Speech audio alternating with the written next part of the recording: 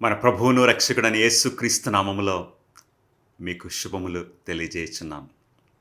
నిజంగా మన ప్రభు అయిన యేసుక్రీస్తు వారిని వెంబడించటములో ఎంత ధన్యత ఉంటుంది. మార్కు సువార్త 14వ అధ్యాయంలో మన ప్రభు అయిన యేసుక్రీస్తు వారు ఆయన సిలువకు సిద్ధపడుచున్న ఆ టైంలో శిష్యులను ఏ విధంగా నడిపిస్తున్నారో మనం చూస్తూ ఉన్నాం. ఇంతకుముందు మనం కలుసుకున్నప్పుడు ప్రభు అయిన యేసుక్రీస్తు వారిని సిలువ మరణానికి, ఆయన పునరుద్ధానానికి సిద్ధపరిచిన ఒక స్త్రీని మనం చూసాం. ఒక ప్రక్కన ఆ ప్రధాన యాజకులు, ఆ శాస్త్రులు, ఆ పరిసయ్యులు యేసయ్యను ఎలాగా సిలువేయాలని ఆలోచిస్తున్నారు, ప్లాన్ చేసుకుంటున్నారు. మరొక ప్రక్కన ఇస్కరియోతు యూదా ఒక మంచి సమయం ఎప్పుడు దొరుకుతుంది, ఒక కన్వీనియంట్ టైం ఎప్పుడు దొరుకుతుంది. ఈ రెండు సంఘటనల మధ్యలో ఆ స్టోరీ మరియా, మగ్దలేని మరియా ప్రభు అయిన యేసుక్రీస్తు వారి కోసం 1 సంవత్సరం పాటు ఆ జీతాన్ని ఆమె పెట్టి ఒక విలువైన వెరీ కాస్ట్లీ ఆ తైలమును, ఆ సుగంధ ద్రవ్యము తీసుకుని వచ్చి ఆయన పాదాల మీద పోస్తుంది. ఈరోజు మరొక ప్రాముఖ్యమైన సంఘటన మన ప్రభు అయిన యేసుక్రీస్తు వారి యొక్క జీవితంలో మనం చూడబోతున్నాం.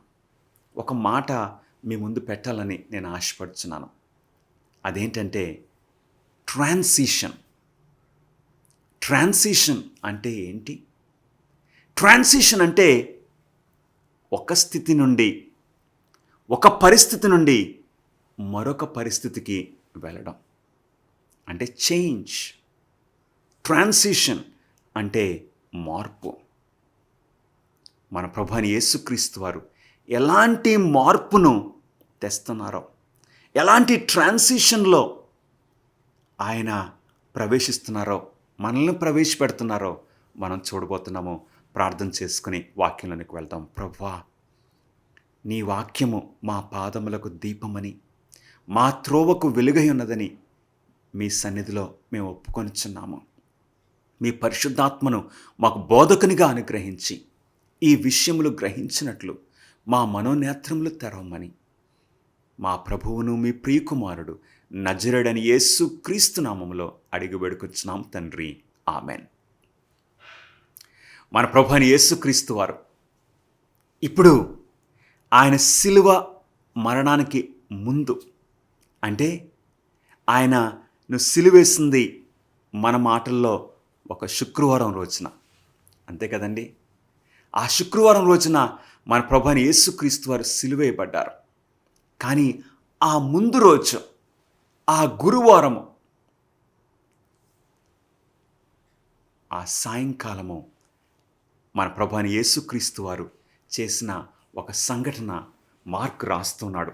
మార్కు సువార్త 14వ అధ్యాయంలో మనకు కనపడుతుంది. మార్కు సువార్త 14వ అధ్యాయము ఇప్పుడు 12వ వచనం నుండి నేను చదువుతున్నాను. పులియని రొట్టెల పండుగలో మొదటి దినమున వారు పస్కా పశువును వధించునప్పుడు ఆయన శిష్యులు, నీవు పస్కాను భుజించుటకు మేమెక్కడికి వెళ్ళి సిద్ధపరచవలనని కోరుచున్నావని ఆయనను అడగగా, ఆయన, మీరు పట్టణంలోనికి వెళ్ళుడి, అక్కడ నీళ్లు కుండ మోయిచున్న ఒక మనుష్యును మీకు ఎదురుపడును, వాని వెంట పోయి వాడు ఎక్కడ ప్రవేశించునో ఆ ఇంటి యజమానుని చూచి, నేను నా శిష్యులతో కూడా పస్కాను భుజించుటకు నా విడిది గది ఎక్కడని బోధకుడు అడుగుచున్నాడని చెప్పుడి. అతడు సామాగ్రితో సిద్ధపరచబడిన గొప్ప మేడగది మీకు చూపించును, అక్కడ మన కొరకు సిద్ధపరచుడని చెప్పి తన శిష్యులలో 2 పంపెను. శిష్యులు వెళ్ళి పట్టణంలోనికి వచ్చి ఆయన వారితో చెప్పినట్టు కనుగొని పస్కాను సిద్ధపరచిరి. పస్కా అంటే మనకు జ్ఞాపకం ఉన్నది కదండి. పస్కా పండుగ బైబిల్లో మొట్టమొదటిగా నిర్గమాకాండంలో కనపడుతుంది. ఇశ్రాయేలు ప్రజలు ఐగుప్తు దేశం నుండి వారిని దేవుడు బయటకు తీసుకొని రాకముందు పస్కా పండుగను దేవుడు ప్రారంభించారు. అవును ప్రియులరా, ఐగుప్తు దేశం మీదకి 10 తెగుళ్ళు వచ్చినట్లు మనకు తెలుసు. ఆ 10వ తెగులు జ్యేష్ఠుని మరణము. అవును, ఆ తెగులు నుండి తప్పించుకోవాలంటే ఓన్లీ వన్ వే. ఆ తెగుళ్ళ నుండి, ఆ మరణం నుండి తప్పించుకోవాలంటే ఒకే ఒక మార్గము, బ్లడ్ ఆఫ్ ద ల్యాంబ్. ఒక గొర్రెపిల్లను వధించాలి, ఆ గొర్రెపిల్ల రక్తాన్ని ద్వారం మీద ప్రోక్షించాలి. అవును, ఆ పస్కా బలి పశువు మన ప్రభువైన యేసుక్రీస్తు వారికి గుర్తుగా ఉన్నది. మన ప్రభువైన యేసుక్రీస్తు వారు పస్కా గొర్రెపిల్ల. అక్కడ మోషే కాలంలో ఐగుప్తు దేశంలో దేవుడు పస్కా పండుగను ప్రవేశపెట్టారు. తర్వాత ఇతర పండుగలను దేవుడు వారికి అనుగ్రహించారు. కానీ బలి అర్పించటము మోషే కాలంలో ప్రారంభం కాదు. బలి అర్పించటము ఎక్కడ ప్రారంభమైంది? ఆది కాండములోనే. అవును, పాపము, మన ఆదిమ తల్లిదండ్రులు ఆదామవ్వలు పాపం చేసిన వెంటనే దేవుడు గొర్రెపిల్లను వధించటము మనం చూస్తూ ఉన్నాం. పాపం చేసినప్పుడు ఆదామవ్వలు దిగంబరులుగా సిగ్గుతో ఉన్నప్పుడు వారిని కప్పటానికి, వారి యొక్క అవమానాన్ని తొలగించటానికి దేవుడు చర్మపు చొక్కాయలను చేయించిచ్చినట్లు ఆదికాండము 3వ అధ్యాయంలో మనం చూడొచ్చు. ఆ చర్మపు చొక్కాయలు ఎక్కడి నుండి వచ్చినవి? ఆ చర్మపు చొక్కాయలు చేయడానికి ఏదో ఒకటి మరణించాలి. గొర్రెపిల్ల వధింపబడింది. అవును ప్రియులరా, గొర్రెపిల్ల వధింపబడటం వలన ఆ చర్మపు చొక్కాలు ఆదామవ్వలకు దేవుడు అనుగ్రహించారు. అవును, మన దిగంబరత్వమును, మన పాపాన్ని కప్పటానికి, మన పాపములను క్షమించటానికి దేవుని గొర్రెపిల్ల వధించబడింది. అవును, ఆ బలులు, అర్పణలు ఆదామవ్వల టైంలో నుండే ప్రారంభమైనవి. తర్వాత ఇంకా వారికి ఈ అర్పణల గురించి, ఈ బలి అర్పణల గురించి, మన ప్రభువైన యేసుక్రీస్తు వారి యొక్క ఆ శిలువ మరణము, ఆయన యొక్క పునరుద్ధానం గురించి, ఈ రక్షణ ప్రణాళికను మరింత క్లారిటీ వారికి ఇవ్వడానికి దేవుడు మోషే కాలంలో ఈ పండుగలు, తర్వాత గుడారపు సేవలు, పరిశుద్ధ స్థలము, అతి పరిశుద్ధ స్థలములో ఆ సేవలు, ఇవన్నీ ప్రవేశపెట్టారు. కానీ మార్కు సువార్త 14వ అధ్యాయంలో 12వ వచనం నుండి మనం చూస్తే, ఇప్పుడు మన ప్రభువైన యేసుక్రీస్తు వారు was standing at the point of transition. ఒక మార్పు సమయంలో ఆయన నిలవబడి ఉన్నారు. ఏంటా మార్పు? ఏంటా మార్పు? పాతది తొలగిపోతుంది, క్రొత్తది ప్రవేశం అవుతుంది. ఏంటా ట్రాన్సిషన్? అవును ప్రియ సహోదరుడా, సహోదరి, నీవు కూడా ఈ రోజున నీ జీవితంలో ఒక ట్రాన్సిషన్ పాయింట్లో మీరు ఉండొచ్చు. ఒకవేళ మీరు ఒక క్రొత్త ఉద్యోగము ఈరోజు మీకు ప్రారంభం అవుతుందేమో, ట్రాన్సిషన్. లేక మీకు ఒక ట్రాన్స్ఫర్ వచ్చిందేమో, ట్రాన్సిషన్. ఆర్ ఒక నిర్ణయం చేసుకుంటున్నావేమో నీ జీవితంలో, నేను ఈ చెడు అలవాటుని విడిచిపెట్టాలి. ట్రాన్సిషన్, మార్పు సమయంలో నీవున్నావు, నేనున్నాను. అవును, మనలో కొంతమంది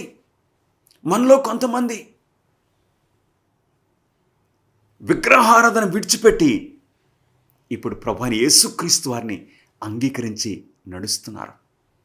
you are in the transition. ఆ మార్పును దేవుడు నీ జీవితంలో ప్రవేశపెట్టారు. ఆ పాపపు జీవితము, ఆ చెడు అలవాట్లు విడిచిపెట్టి ఒక క్రొత్త ప్రారంభము.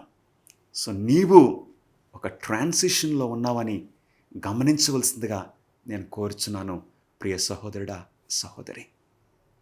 అవును, ఆ ఆఫీస్లో నీ ముందున్నవారు, నీ ముందు ఆ కుర్చీలో కూర్చున్నవారు కొన్ని అన్యాయపు పద్ధతులు పాటించారేమో, కానీ నీవైతే నేను అలాంటివి పాటించకూడదు, ఒక క్రొత్త ప్రారంభమును నీవు చేస్తున్నావు. You are in the point of transition. మన ప్రభు అయిన యేసుక్రీస్తు వారు ఆ గురువారము సాయంకాలము, ఆ మరుసటి రోజున ఆయన సిలువేయబడతారు. ఆయన ఆ రాత్రి ఇస్కరియోతు యూదా ముద్దు పెట్టి ప్రభు అయిన యేసుక్రీస్తు వారిని అప్పగించబోతున్నాడు. ఆ రాత్రి ఆయన ఆయన్ను అరెస్ట్ చేయబోతున్నారు. ఆ రాత్రే ఆ ప్రధాన యాజకులు ఆయన మీద అన్యాయపు తీర్పును తీర్చబోతున్నారు. మరుసటి రోజు శుక్రవారాన్నే ఆయన్ని సిలువేయబోతున్నారు. అవును ప్రియులరా, ఆ ట్రాన్సిషన్ టైంలో మన ప్రభువైన యేసుక్రీస్తు వారు ఆయన శిష్యులతో స్పెషల్ టైం, నా 12 మంది శిష్యులతో నేను ఒక క్వాలిటీ టైం స్పెండ్ చేయాలని ఆయన నిర్ణయం చేసుకున్నారు. శిష్యులతో ఉండాలి, వారికి బోధించాలి, వారికి నేర్పించాలి. ఈ క్రొత్త ప్రారంభమును వారు గ్రహించాలి, అర్థం చేసుకోవాలి. ఎందుకంటే బాధ్యత వారి మీదకి వెళుతుంది. ఎ ట్రాన్సిషన్, ఒక మార్పు. మన ప్రభువైన యేసుక్రీస్తు వారు ఇంకా కొన్ని గంటల్లో ఆయన సిలువేయబడబోతున్నారు.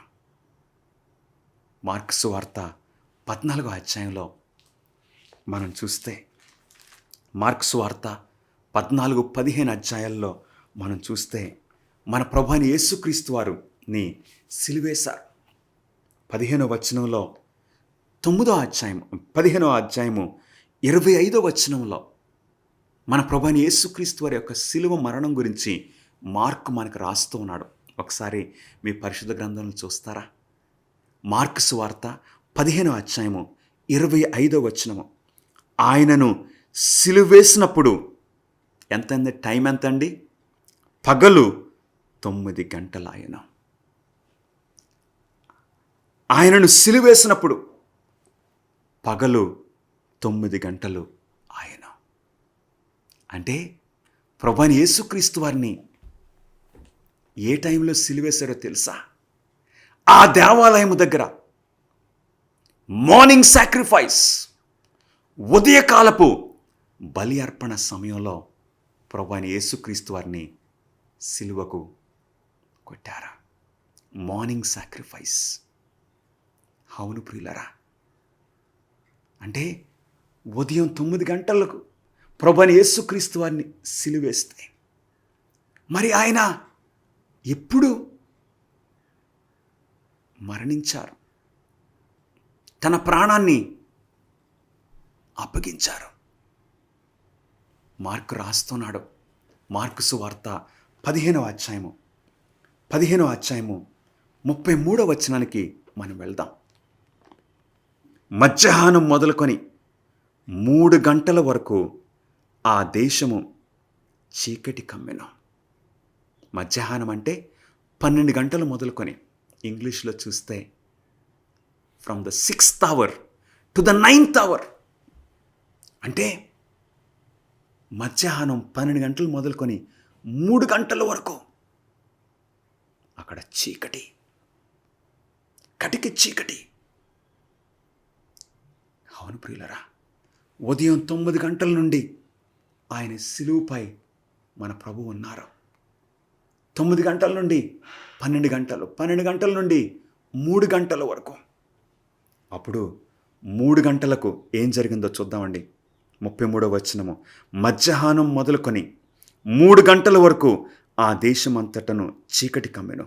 3 గంటలకు ఎలోయి ఎలోయి లమా సబక్తాని అని బిగ్గరగా కేక వేసెను.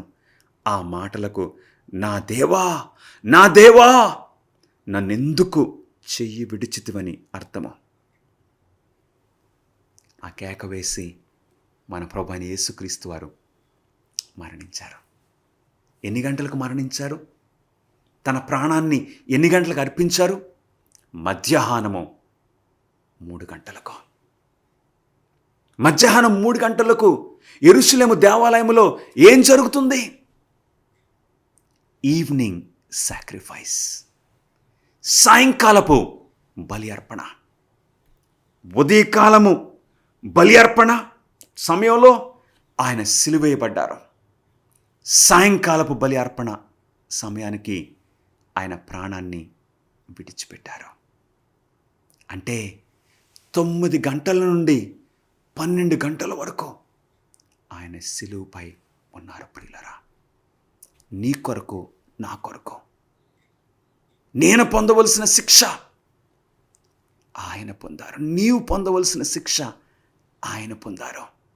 కాబట్టి you are set free in the blood of Christ. You are freed indeed. అవును, మనకు విడుదల కలిగింది. ఆయన పొందిన దెబ్బల చేత, గాయముల చేత మనము స్వస్థపరచబడ్డాం. డెలివర్డ్. గమనిస్తున్నారా ప్రియ స్నేహితులారా? ఆ 6 గంటల సేపు మన ప్రభువు సిలువపై ఉన్నారు. ఎప్పుడైతే 3 గంటలకు ఎలోయి ఎలోయి అని ఆయన తన ప్రాణాన్ని విడిచిపెట్టారో, సమాప్తమాయెను అని సెలవిచ్చారో, ఏం జరిగింది దేవాలయంలో? దేవాలయపు తెర పైనుండి క్రిందికి చినిగిపోయింది. యెరూషలేము దేవాలయము చాలా పెద్దది, చాలా వైభవంగా ఉన్న దేవాలయం. ఆ తెర అంటే ఆ అడ్డతెర, పరిశుద్ధ స్థలమును, అతి పరిశుద్ధ స్థలమును వేరు చేస్తున్న ఆ అడ్డతెర చాలా ఎత్తుగా ఉంటుంది, చాలా పెద్దది. ఎవరన్నా మనుషులు దానిని చించాలంటే క్రింద నుండి చేయాలి. పైనుండి ఆ తెర చినిగిపోయిందంటే అది దేవుని యొక్క హస్తము. హల్లెలూయా. గమనిస్తున్నారా ప్రియులరా? బెల్షాజరు గుర్తున్నాడా? దానియేలు 5వ అధ్యాయంలో బెల్షాజరు టైంలో ఒక పెద్ద విందు చేశాడే, త్రాగుతున్నాడు, 1000 మంది అధికారులను పిలుచుకున్నాడు. వారు ఆ రాణులతో, ఉపపత్నులతో త్రాగుచున్న ఆ సమయంలో, ఇక తాగిన మైకంలో బెల్షాజరు అన్నాడు, యెరూషలేము దేవాలయం నుండి తెచ్చిన, నా తండ్రి అయిన నెబుకద్నెజరు తెచ్చిన ఆ ఉపకరణలు తీసుకుని రండి, ఆ పాత్రలు తీసుకుని రండి, అందులో పోసి ఆ మద్యము పోసుకుని త్రాగాలి. అలా చేసినప్పుడు ఏం జరిగింది? ఒక హస్తము వచ్చి ఆ గోడ మీద రాత రాసింది. గమనిస్తున్నారా? ఆ చెయ్యి, ఆ దేవుని చెయ్యి ఇప్పుడు దేవాలయపు తెరను పైనుండి క్రిందికి చినిగిపోయినట్లుగా చేసింది. దాని అర్థం ఏంటి? ట్రాన్సిషన్, మార్పు. ఏంటా మార్పు? ఆదాము కాలములో ప్రారంభమైన ఆ బలి అర్పణలు, అవన్నిటికీ ఇక్కడ అంతం కాబోతుంది. అంతము, ఎండ్, ట్రాన్సిషన్, అంతం కాబోతుంది. మోషే కాలంలో ఆ దేవాలయాన్ని దేవుడు మోషే నిర్మించమని చెప్పారు. ఆ దేవాలయంలోని ఆ అర్పణలు, ఆ నైవేద్యములు, ఆ పండుగలు, అవన్నీ కూడా ఎండ్ అయిపోతున్నాయి. ఆ దేవాలయపు తెర చినిగిపోయింది. అంటే దేవుడు లేవీలను, యాజకులను ఏర్పాటు చేశారు. వారు పాపక్షమాపణకి దేవాలయం దగ్గరికి రావాలి, బలి అర్పణ ఇవ్వాలి. అప్పుడు యాజకుడు ఆ రక్తాన్ని తీసుకుని ఆ పాపి పక్షమున, ఆ పాపి తరపున ఆ రక్తాన్ని దేవాలయంలో తీసుకుని వెళ్ళాలి, ఆ తెర మీద ప్రోక్షించాలి. ఏమైపోయిందండి ఇప్పుడు? అవన్నిటికీ అంతము. తెర పైనుండి క్రిందికి చినిగిపోయింది. ఏ ట్రాన్సిషన్, ఏ గ్రేట్ ట్రాన్సిషన్. ఇక మనకు బలులు, అర్పణలు అవసరం లేదు, చేయనవసరం లేదు. ఈ మానవ యాజకులు, లేవీయులు మనకు అవసరం లేదు. దేవుని గొర్రెపిల్ల వధింపబడింది. ఇక మన ప్రధాన యాజకుడు మన ప్రభు అయిన యేసుక్రీస్తు వారు. హల్లెలూయా! Free indeed.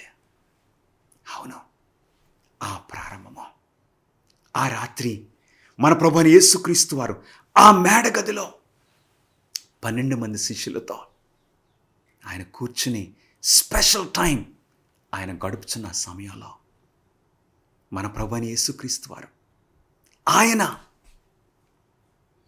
తన పై వస్త్రాన్ని ప్రక్కన పెట్టి శిష్యుల యొక్క పాదాలు కడిగారు. అది గురువారం సాయంకాలం. పాదాలు కడిగారు. పాదాలు కడిగిన తర్వాత ఒక రొట్టెను ఆయన చేతిలో పట్టుకొని, ఇది మీ కొరకు నలగొట్టబడిన, విరగ్గొట్టబడిన రొట్టె, తీసుకోండి. ఒక పాత్రను, ఒక గిన్నెను ఆయన పైకెత్తి, ఇది మీ కొరకు చిందింపబడిన రక్తము. మన ప్రభు అయిన యేసుక్రీస్తు వారు ఆ ట్రాన్సిషన్లో ఇప్పుడు ఒక క్రొత్త విషయాన్ని మన ప్రభువు ప్రవేశపెట్టారు. ఆ బలులు, అర్పణలు ఎండైపోతున్న సమయంలో ఒక క్రొత్త ప్రారంభము జరుగుతుంది. దానినే మనం ప్రభురాత్రి భోజనము అని పిలుస్తున్నాం. ప్రభురాత్రి భోజనం అని పిలుస్తున్నాం. లార్డ్ సప్పర్ అని పిలుస్తున్నాం. కమ్యూనియన్ సర్వీస్ అని పిలుస్తున్నాం. గమనిస్తున్నారా ప్రియులరా? ప్రభువు, మన ప్రభు అని యేసుక్రీస్తు వారికి ఆ యాజకులు అడిగారు, దేవాలయమును పవిత్రపరచడానికి నీకు అధికారము ఎక్కడి నుండి వచ్చింది? Who gave you that authority? అవును, దేవాలయాన్ని పరిశుద్ధపరచడానికి, క్లెన్స్ చేయడానికి మాత్రమే కాదు ఆయనకు అధికారం ఉన్నది. నీ జీవితాన్ని, నా జీవితాన్ని పాపము నుండి కడిగివేయటానికి మన ప్రభు అయిన యేసుక్రీస్తు వారికి అధికారం ఉన్నది.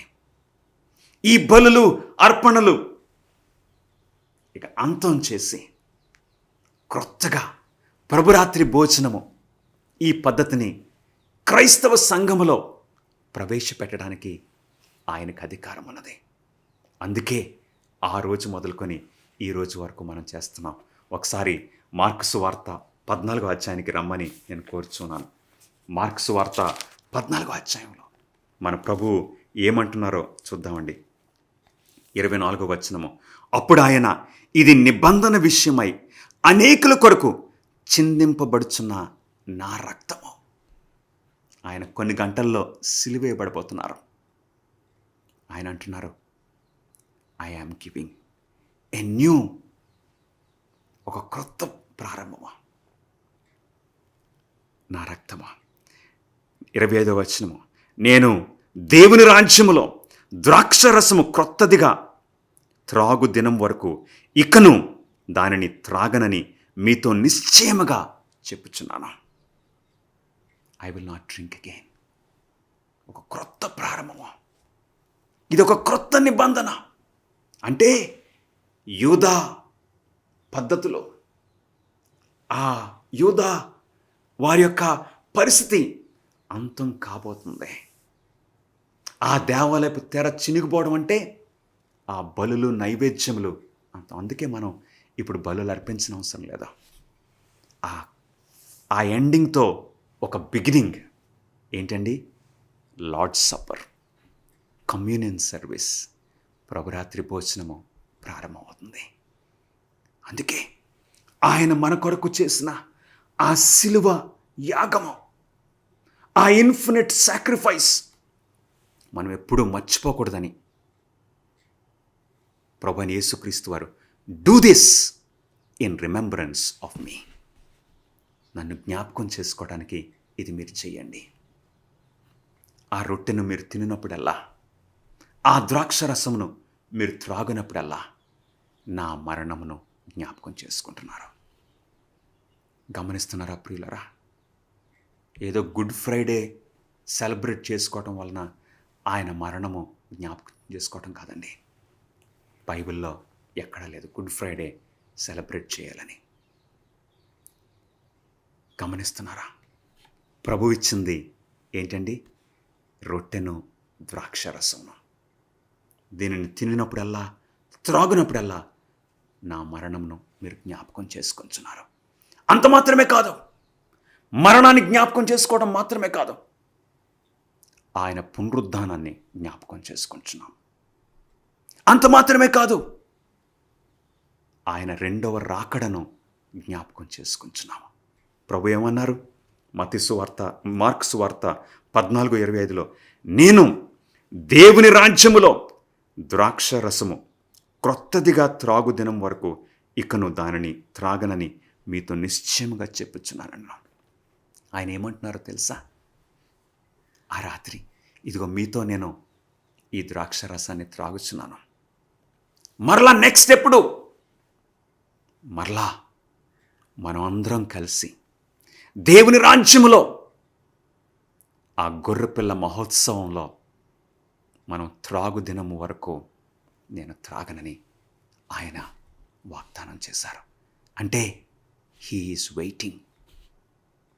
మనందరం కలిసి మరలా ఆ రాత్రి ఆ మేడగదిలో వారు ఎలాగ కలిసి భుజించారో, ద్రాక్షరసం త్రాగారో, మరలా అలాగే ఆ బల్ల దగ్గర, అంటే నెక్స్ట్ ఎప్పుడండి? దేవుని బల్ల దగ్గర ఆ యొక్క గొర్రెపిల్ల మహోత్సవము, ఆ టేబుల్ దగ్గర, ఆ మేడగదులైతే 12 మంది శిష్యులతో, కానీ ఆయన రాజ్యంలో గొర్రెపిల్ల మహోత్సవంలో, ప్రకటన గ్రంథం 19వ అధ్యాయంలో ఉన్నది, ఆ మహోత్సవంలో నీవు నేను కూడా ఉంటాం. క్రీస్తు రక్తము చేత విమోచింపబడిన ప్రతి ఒక్కరూ ఆ బల్ల దగ్గర ఉంటారు. ప్రభువైన యేసుక్రీస్తు వారు ఆ సంఘటన కొరకు వెయిట్ చేస్తున్నారు. గమనిస్తున్నావా ప్రియ సహోదరుడా, సహోదరి? యేసుక్రీస్తు రక్తంలో నీవు కడగబడితే, ప్రభువైన యేసుక్రీస్తు వారిని నీవు రక్షకుడిగా స్వీకరిస్తే, ఈ జీవితమే కాదండి దీవించబడేది, ఫర్ ఎవర్ ఇటర్నల్ లైఫ్. అలాంటి ధన్యత ఈరోజు నీకు కావాలని ఆశపడుతున్నావా? Today can be a time of transition. ఒక క్రొత్త ప్రారంభము ఈరోజు నీ జీవితంలో, నా జీవితంలో కలగొచ్చు. ప్రభువైన యేసుక్రీస్తు వారు మనల్ని కడగగలరు, మన జీవితాలని సరిచేయగలరు, నీకు ఒక క్రొత్త ప్రారంభమును ఇవ్వగలరు. ప్రార్థన చేసుకుందాం. ప్రభువా, మాతో మాట్లాడినందుకు నీకు స్తోత్రాలు నాయనా. నడిపించండి, ఆశీర్వదించండి. మా జీవితాల్లో, మా కుటుంబాల్లో ఒక క్రొత్త ప్రారంభము మీరు ఈరోజు అనుగ్రహించమని యేసుక్రీస్తు నామములో అడిగి వేడుకొంచున్నాం తండ్రి. Amen. God bless you friends.